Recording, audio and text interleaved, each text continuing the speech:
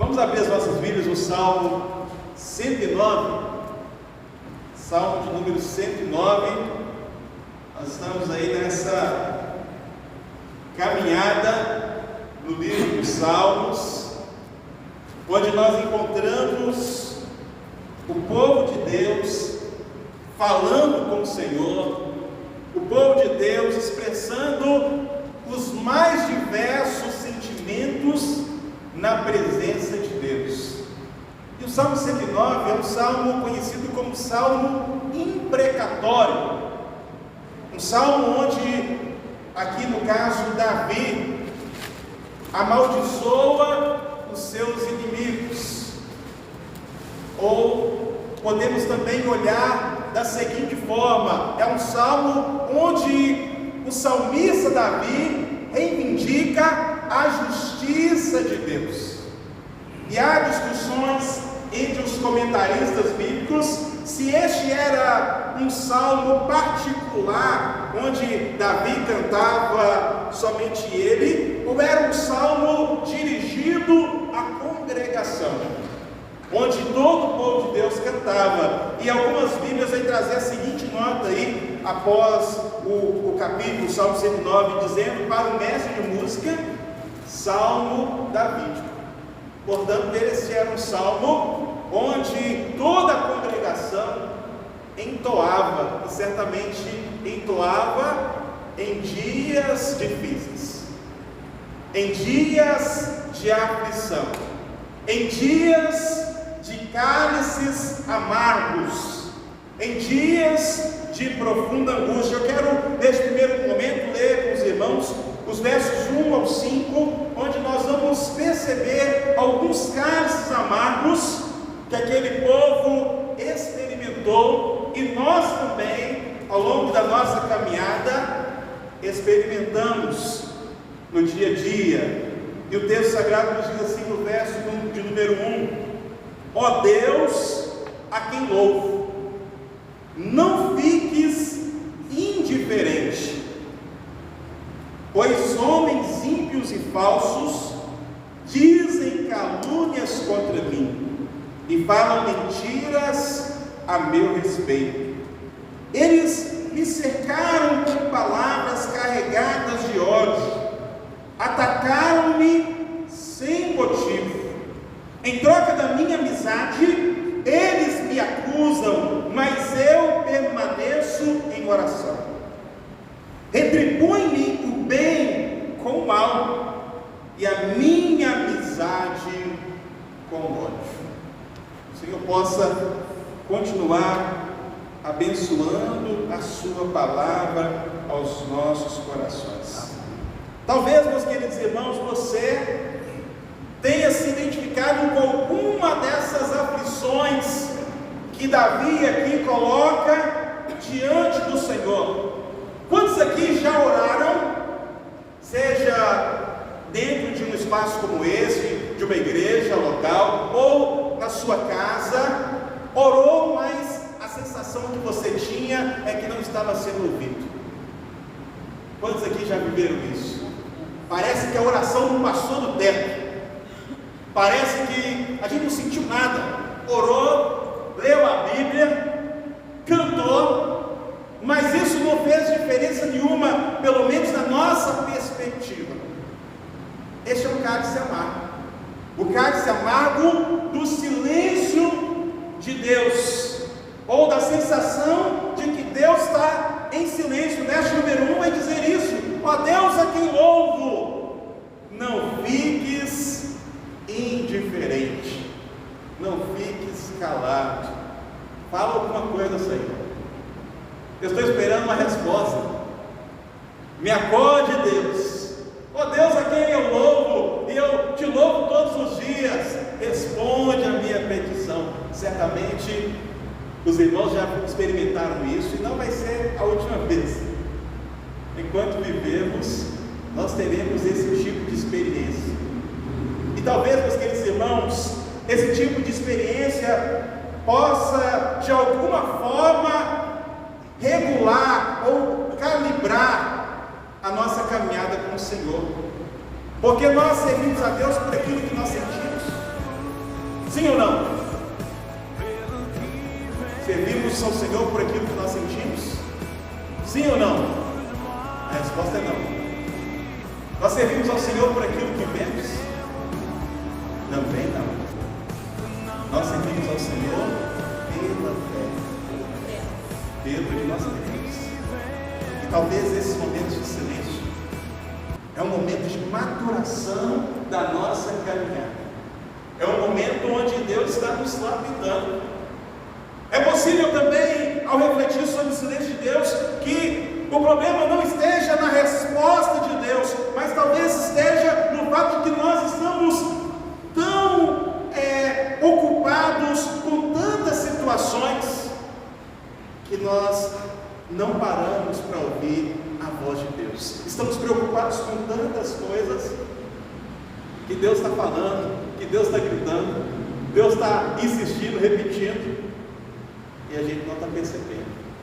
Este é o cálice amargo, quando essa comunicação não está nos parecendo tão clara, mas pela graça de Deus, Ele repete, Ele fala de muitas maneiras. A carta aos Hebreus, no capítulo 1, vai nos dizer: havendo Deus falado aos pais de muitas maneiras e muitas vezes pelos profetas, nos falou nesses últimos dias pelo seu Filho. É interessante que Deus, Ele usa as mais diversas situações e as criações dele para se dirigir a nós, e esse cálice amargo pode ser superado. Ainda sob o silêncio de Deus, podemos lembrar que Jesus, na cruz, Ele vai citar o Salmo 22, Ele vai dizer: Deus meu, por que me desamparaste? E ali Ele estava experimentando a ira de Deus. É interessante nós pensarmos nisso. Deus não perdeu o controle. Deus não é um Deus indiferente. Ele tem um propósito em cada situação. Em cada momento que nós estamos passando, Ele tem um propósito. Mas muitas vezes esse será um cálice amargo, a qual nós beberemos. O segundo cálice amargo que esses versos me apresentam é o cálice da maledicência. E o verso 2 e o verso 3 vai dizer: pois homens ímpios e falsos dizem calúnia sobre mim e falam mentiras a meu respeito. Eles me cercaram com palavras carregadas de ódio, atacaram-me sem motivo. Quem já viveu isso? Já sofreu alguma calúnia, algum ataque? Quantos de nós já vivemos isso? É possível que você tenha já experimentado isso na sua vida. Alguém que falou de você, talvez pelas suas costas, e alguém que às vezes você considerava, alguém que você amava, e na hora que você descobre, isso dói demais. Sim ou não? Sim. Por isso que é um cálice amargo. Por isso que é um cálice amargo. E é interessante nós pensarmos que o Salvador Jesus foi acusado por várias vezes, sofreu injúrias, sofreu mentiras. É interessante, meus queridos irmãos, que no começo da fé cristã, a igreja primitiva, os cristãos eram chamados de canibais. Era uma acusação feita contra os crentes, porque na ceia eles falavam: isso é o meu corpo, isso é o meu sangue. E aqueles que queriam perseguir usavam isso como razão para acusar os servos do Senhor. É interessante, meus queridos irmãos, que o tempo que nós estamos vivendo é um tempo onde as pessoas de todas as formas querem tirar a credibilidade da fé, da experiência com Deus.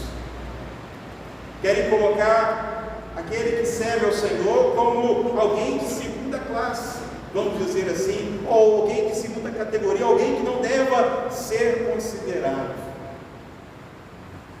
É interessante nós pensarmos nisso. O cálice da maledicência pode em algum momento nos alcançar, mas se ele te alcançar, em você cumprir o propósito de Deus, está servindo ao Senhor, saiba que você é um bem-aventurado. Vamos lá em Mateus capítulo 5 para que vejamos isso. Evangelho de Mateus capítulo 5, nas bem-aventuranças, quando nós encontramos então Jesus falando sobre esta bem-aventurança acerca dos servos do Senhor.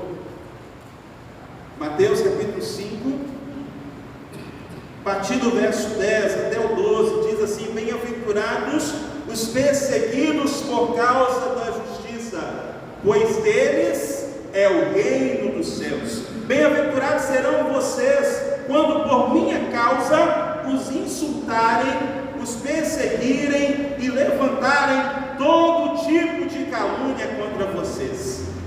Alegrem-se e regozijem-se, porque grande é a sua recompensa nos céus, pois da mesma forma perseguiram os profetas que viveram antes de vocês. Quando você se sentir ferido, lembre dessa bem-aventurança. Cuide da sua relação com Deus, e Ele cuidará da sua reputação. Cuide do seu relacionamento com Deus, e Ele cuidará do seu destino. E Ele nos diz: você é bem-aventurado, você é mais do que feliz, porque você tem um tesouro nos céus. Grande é a sua recompensa nos céus. Mas vejamos ainda agora no verso número 4, meus queridos irmãos, mais um cálice amargo que o salmista nos apresenta, o cálice amargo da traição. Verso 4 vai dizer: em troca da minha amizade, eles me acusam. Mas o que o salmista faz? Mas permaneço em oração. Não foi isso que Jesus ensinou? Orai por aqueles que vos maldizem. É interessante aqui lembrarmos da última Páscoa que Jesus celebrou, e nesse mesmo momento instituindo a ceia do Senhor. Ele esteve à mesa com um homem que iria traí-lo, Judas. Ele esteve na mesa com um homem que iria negá-lo. Ele esteve na mesa com a maioria que iria, no momento da sua crucificação, se distanciar e de alguma forma manifestar uma traição. Este é o cálice amargo. Cálice amargo, ser traído, alguém que quebrou uma aliança.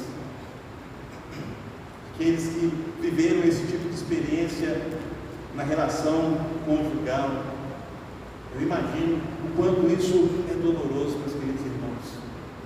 Aqueles que já viveram essa experiência da traição em algum projeto. É interessante nós pensarmos, meus queridos irmãos, na dor de alguém que passa por este momento, mas é interessante aqui nos inspirarmos pela atitude do salmista: mas eu permaneço em oração. Talvez oração em lágrimas, talvez oração, meus queridos irmãos, sem palavras, porque no momento em que estamos bebendo cálices amargos, às vezes nos faltará palavras, às vezes nos faltará, meus queridos irmãos, a capacidade até mesmo de organizar as ideias. Mas nós temos um Deus que intercede por nós. Seu Espírito intercede por nós com gemidos inexprimíveis. O Senhor está conosco. Agora, outro cálice amargo que nós temos está no verso número 5, o cálice da ingratidão. Eu imagino aqui que os irmãos já experimentaram isso. Verso número 5 dizem: retribui-me o bem com o mal, e a minha amizade com ódio. Eu tenho para mim que a maioria que está aqui, ou se não todos, já ajudou alguém, já abençoou alguém, e às vezes não recebeu um muito obrigado. Às vezes o que recebeu foi alguém apontando: olha, ele fez isso, mas faltou aquilo. Não ajudou como eu gostaria. Retribui o bem com o mal. A igreja, meus queridos irmãos, é sempre alvo desse tipo de crítica. Sempre alvo desse tipo de crítica. Mas esses irmãos nos abandonaram, nos deixaram de lado, e às vezes esquecem do tempo em que essa pessoa foi restaurada, assistida, cuidada. E é interessante nós pensarmos nisso na nossa caminhada e entendermos que nós estamos sujeitos a isso, a sofrer esse tipo de atitude.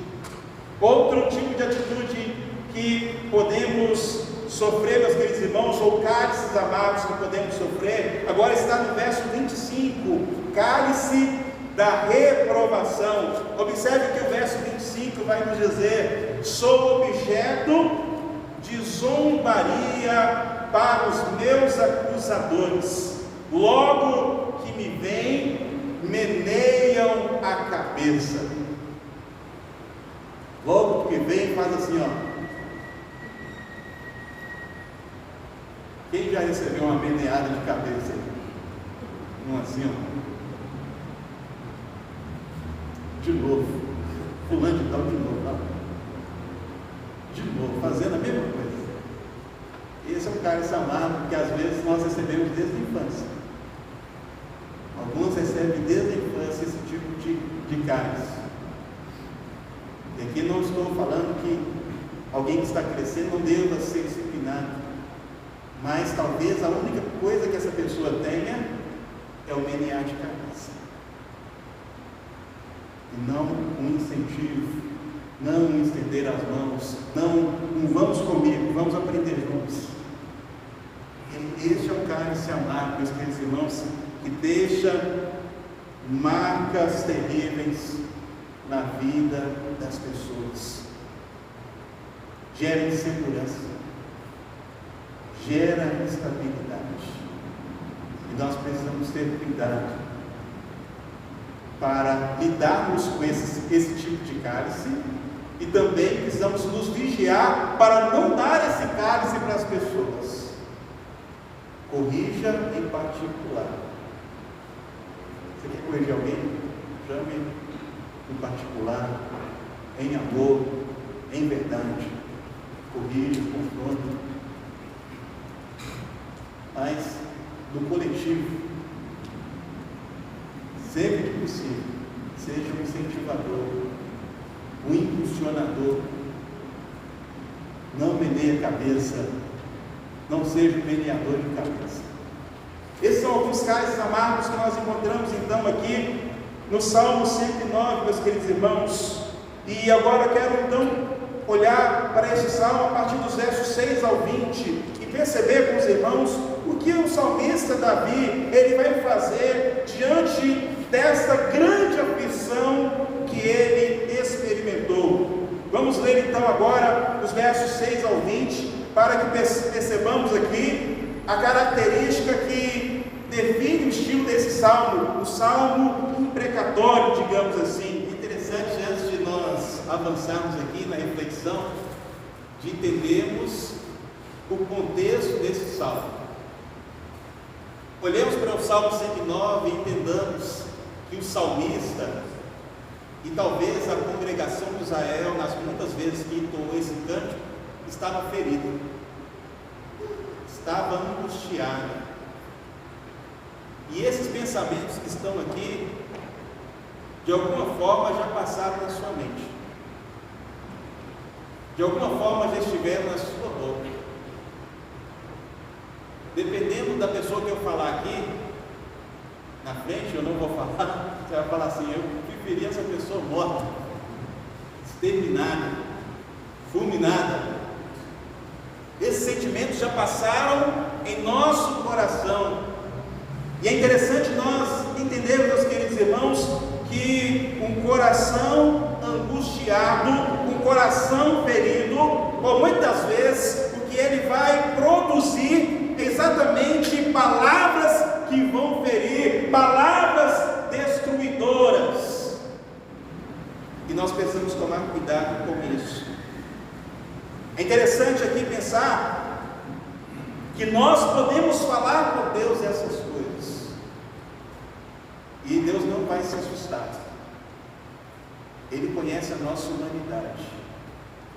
Se você tiver de falar algo assim no seu coração, assim, fale com o Senhor. Fale: Deus, o meu desejo é que fulano de tal fosse morto. Deus, o meu desejo era esse mesmo desejo do salmista aqui. E você, diante do Senhor, pode se derramar e expressar todos esses sentimentos diante de Deus. Entendendo, meu querido irmão, minha querida irmã, que à luz de toda a revelação da palavra do Senhor, esse salmo não deve ser o nosso cântico. Entendendo que este salmo, embora retrate o sentimento do nosso coração muitas das vezes, ele não deve ser a nota principal da nossa vida. Porque à luz do Evangelho de nosso Senhor Jesus, nós somos chamados a ter uma nova postura. E eu quero então te convidar a perceber isso, lendo Romanos capítulo 12, verso 19. Romanos capítulo 12, verso 19 vai nos dizer: amados, não vos vingueis a vós mesmos, mas dai lugar à ira de Deus, pois está escrito: a vingança é minha, eu retribuirei, diz o Senhor. Quando esses sentimentos passarem em sua mente, fale com Deus, entregue isso ao Senhor. Não torne esses pensamentos, essas palavras em prática na sua vida. Não seja um instrumento de destruição, não seja um instrumento de vingança, porque a palavra do Senhor vai nos chamar a atenção para a realidade de que há um justo juiz, e ele retribuirá a cada um segundo as suas obras. É interessante, nós ainda seguimos na leitura de Romanos capítulo 12, agora no verso número 20, quando o texto sagrado vai nos dizer: pelo contrário, se o teu inimigo tiver fome, dá-lhe de comer, se tiver sede, dá-lhe de beber, porque se fizeres isso, amontoarás brasa sobre a cabeça dele. Ao invés da atitude de vingança, nós somos chamados a abençoar. Quer saber o que é ser cristão? Ser cristão é isso. Ser cristão é lutar contra a nossa própria carne. Ser cristão é lutar contra a nossa própria natureza. Ser cristão, meus queridos irmãos, é crucificar a carne. É interessante nós lermos o Salmo 109, lembrando que Deus se revelou ao longo da história de forma progressiva. Davi ainda não tinha a experiência com Cristo Jesus como pessoa encarnada. Davi aqui estava como Tiago e João quando passou na aldeia dos samaritanos, e os samaritanos os rejeitaram, e eles falaram assim: Senhor, a gente pode pedir igual Elias, que desça fogo dos céus? A condição de Davi era essa. Mas à luz de todo o Evangelho, nós percebemos exatamente qual deve ser a nossa postura. Irmão Jaelson, tem como o senhor explicar essa expressão para mim, por favor? Amontoará as brasas de fogo sobre a sua cabeça. É uma expressão que está lá no livro de Provérbios, e a ideia é de corar, de constranger, né? Então, essa pessoa vai ser constrangida com o bem ou com o amor. Faz o inverso. Exatamente. Ela esperava o mal. Vamos lembrar aqui da história de José. José que foi traído pelos seus irmãos, jogado na cisterna, vendido como escravo, passou um pedaço desafiador no Egito. Quando Jacó morre, o que os irmãos dele achavam que ia acontecer? Agora José é rico, governador do Egito principal, ele vai colocar nós tudo na cadeia aqui, vai fazer o que quiser. E José vai responder de uma forma totalmente diferente. Ele amontoou brasas vivas, perdoando aqueles irmãos, e sobretudo enxergando aquela situação na perspectiva de Deus, né? E ele vai dizer assim: olha, vocês me mandaram para o Egito, mas isso foi o propósito de Deus para que a nossa família fosse salva. Quando a gente olha para a história de José, o povo passou por 10 anos de fome. Aquele sonho lá das espigas, das vacas, o ditado das vacas magras. Então ele conseguiu, e certamente ele percebeu isso na sua maturidade. Quando ele estava lá nesse externo, eu tenho para mim que ele não tinha essa percepção. Quando ele foi vendido lá, quando ele foi preso injustamente, eu tenho para mim que ele não tinha essa percepção.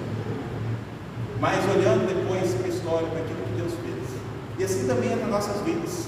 Por que não vale a pena pagarmos mal com bem? Porque nós não temos noção do todo. Nós não temos noção da história na sua totalidade. E é interessante nós considerarmos a maneira pela qual Jesus se comportou ao beber esses cálices amargos que eu mencionei aqui, e tantos outros que poderiam ser citados. Essa deve ser a nossa postura. É interessante nós percebermos a postura de Cristo Jesus. 1 Pedro capítulo 2, versos 21 ao 24, vai nos dizer assim: para isto fostes chamados, pois Cristo também sofreu por vós, deixando-vos exemplo para que sigais os seus passos. Ele não cometeu pecado, nem engano algum foi achado na sua boca. Ao ser insultado, não retribuía o insulto. Quando sofria, não ameaçava, mas entregava-se àquele que julga com justiça. Ele mesmo levou nossos pecados em seu corpo sobre o madeiro, para que, mortos para o pecado, pudéssemos viver para a justiça, e pelas suas feridas fostes sarados. O chamamento da palavra de Deus é para que sigamos os passos de Jesus, a maneira que ele tratou ou recebeu os cálices amargos. Jesus até orou ao Pai: Pai, se possível, passa de mim esse cálice, todavia não seja feita a minha vontade, mas a tua. Há cálices amargos que serão necessários na nossa vida, não tem como evitá-los, não tem como dar meia volta, não tem como correr, nós vamos ter que encará-los. Mas precisamos entender que mesmo neles, Deus pode se revelar a nós, Deus pode se mostrar a nós, mesmo neles, Deus pode ser glorificado. O desfecho do livro de Jó é exatamente esse: um homem que glorificou a Deus e humilhou Satanás, o acusador. Um homem que glorificou a Deus e honrou através da sua conduta frente ao dia mau, frente aos seus amigos, que eram amigos sim, que estavam assim interessados, mas sequer sabiam o que estava passando, e falaram um tanto de besteira para ele. O livro de Jó termina com Jó orando por eles, orando pelos seus amigos. Eles eram amigos de fato, porque permaneceram ali o tempo todo.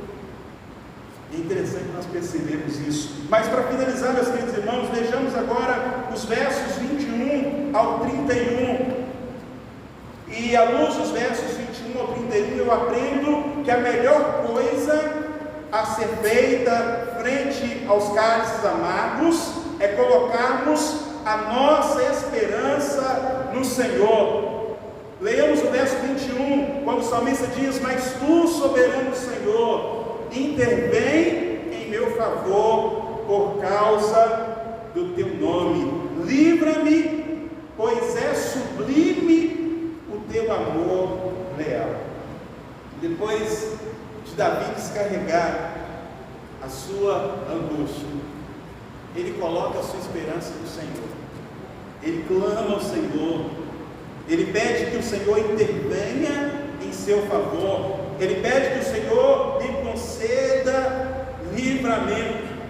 E essa é a convicção que eu e você, que nós podemos ter nos dias mais difíceis da nossa vida, de que Deus não está indiferente, de que Deus agirá, de que Deus virá em nosso socorro. E o choro pode durar uma noite, mas a alegria virá pela manhã. A convicção que nós podemos ter, meus queridos irmãos, é que Deus é o nosso refúgio e fortaleza, socorro bem presente na tribulação. E por isso nós podemos confiar. A melhor coisa a fazer nos dias maus é continuar confiando no Senhor. Em segundo lugar, ainda pensando sobre o que fazer frente aos caras amados, é reconhecermos que precisamos da ajuda de Deus. Vejamos os versos 22 ao 26. A consciência de quem ele era, de quem Davi era. Ele vai dizer: sou pobre e necessitado, e no íntimo o meu coração está abatido. Vou definhando como a sombra vespertina, para longe sou lançado como um gafanhoto. Hoje faleceu o Cid Moreira. Em todo sepultamento nós somos lembrados dessa transitoriedade. Somos como a sombra da noite. Somos como gafanhotos frágeis. Nossa vida é frágil. Frente aos casos amados, somos lembrados. Deus está lembrando: olha, você é de carne e osso. Ou, usando a linguagem de gente, olha, você é de barro. Você é um vaso de barro, você é frágil.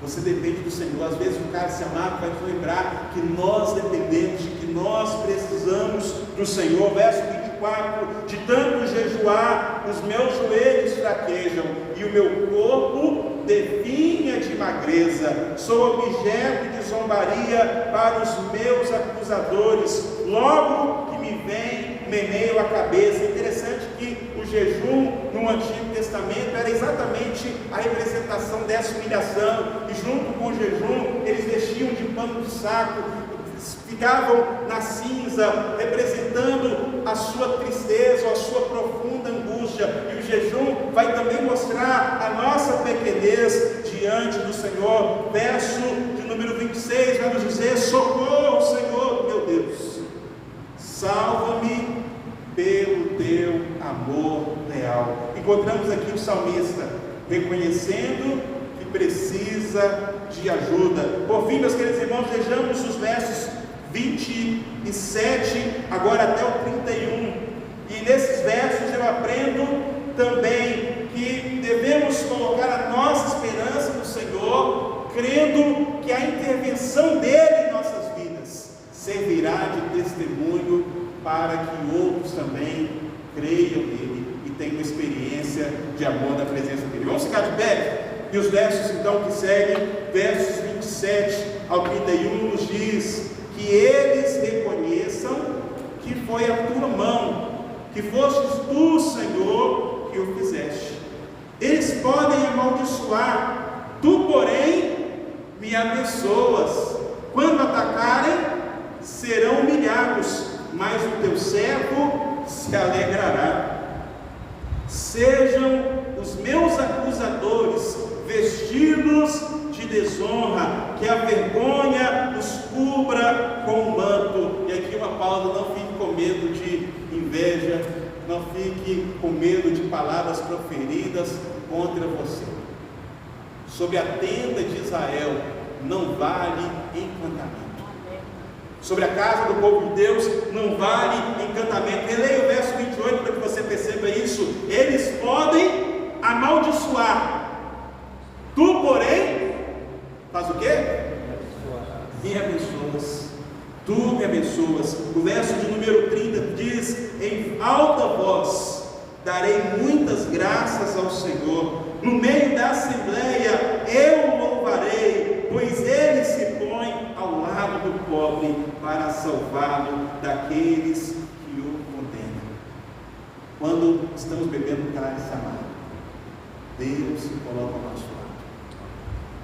Deus cuida de nós. Deus cuida de você. Por isso, todos os cantos que nós entoamos aqui hoje falam sobre descansar no Senhor. Fala sobre o cuidado de Deus nas nossas vidas. E Ele está cuidando de você. Fala aí para a pessoa que está ao seu lado para você reforçar isso. Lembra ela: Deus está cuidando de você. Deus está cuidando da sua vida.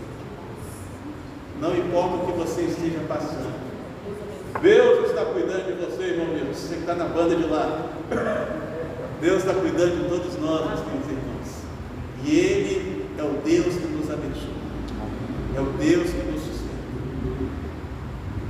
só no dia mau, não estamos sós na enfermidade, não estamos sós no luto, não estamos sós no desemprego, não estamos sós nas pressões que nos cercam. O Senhor dos Exércitos está conosco, o Deus de Jacó é o nosso refúgio. Senhor nosso Deus, muito obrigado por essa noite, quando podemos reunir em Teu nome. Obrigado pela Tua palavra que é viva e eficaz, e que ela possa achar guarida em nossos corações. E porventura tivemos nessa noite alguém passando por momentos difíceis da sua vida, momentos de perplexidade, que o Seu poder possa se aperfeiçoar na fraqueza dos Teus filhos e filhas, para a honra e glória do Senhor. Amém. E que possamos, no momento oportuno, testemunhar a vitória que alcançamos no Senhor. Pai, obrigado por tudo, e a nossa oração é que o Senhor continue conosco, a nos guiar segundo a Tua vontade. Nós oramos em nome de